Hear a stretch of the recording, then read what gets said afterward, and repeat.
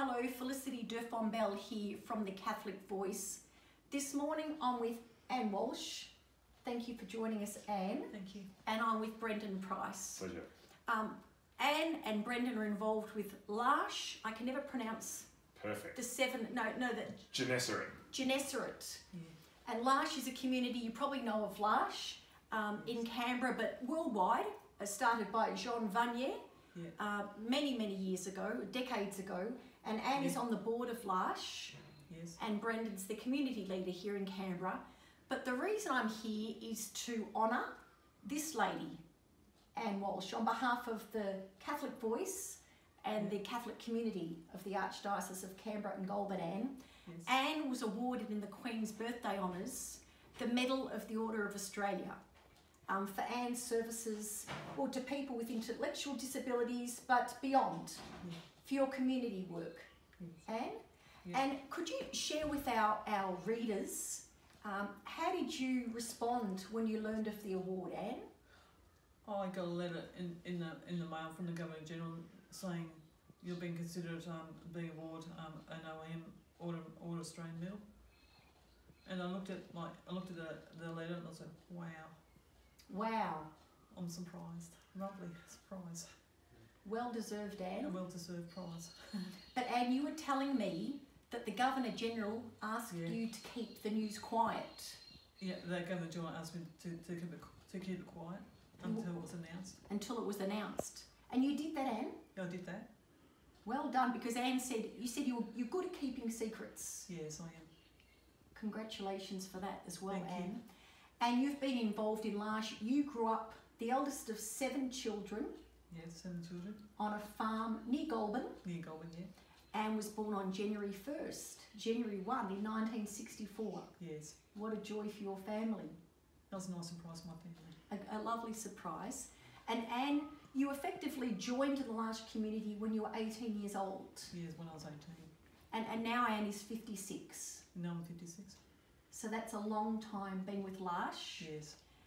And Anne, can you share with people what it means to you to be involved with the L'Arche community? Oh, it means that we share life together with people with intellectual disability and help each other grow with each other. And we share our life with assistants that help us with that. If it's hard times, we talk to each other about that and challenging times. Anne also speaks.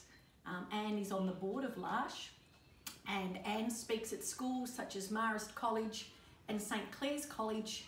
You speak about L'Arche and your involvement with L'Arche. Yes. And you were saying when you joined L'Arche, and you were a shy lady. Oh, I was a very shy lady when I first came. And what happened?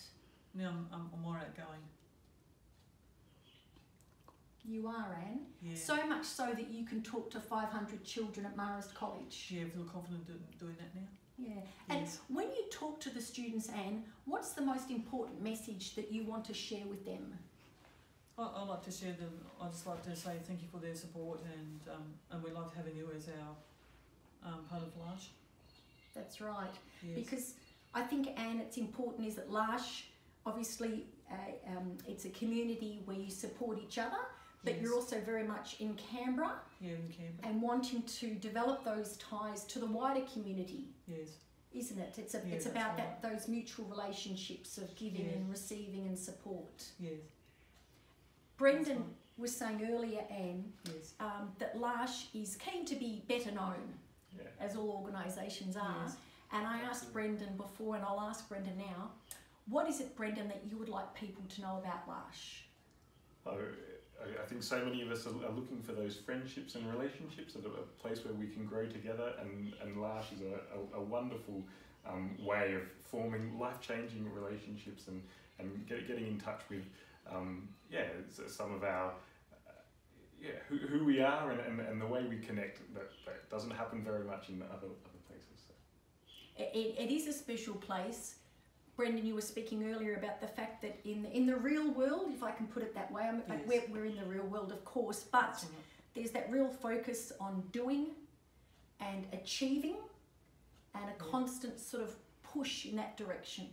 But here it's a bit different, Brendan. The emphasis Yeah, is last, we talk about mutually transforming relationships and friendships, and that's really at the heart to say that, when we're met at a heart-to-heart level, that's something profoundly human, and something that's worth taking time to do, not just doing, not just performing. I agree. And the word that you use a lot, Anne, is growth. Yeah, I use growth. It helps me feel confident in myself, and even when things are challenging, I give it a go. Not afraid to do it. Not afraid to do it. And to have friends around us. And friends around too. Yes. Now, before we sign off, Anne, we also need to speak about the fact that Anne is a runner. Yes, I'm a runner. Well, Anne certainly in the day was a champion runner, a world champion. Yeah. At the World Championships in Sweden. Yes. When you were about 25 years old, I was think. 25, yes. And Anne came home with a silver medal. Yes. For the 1500 metres.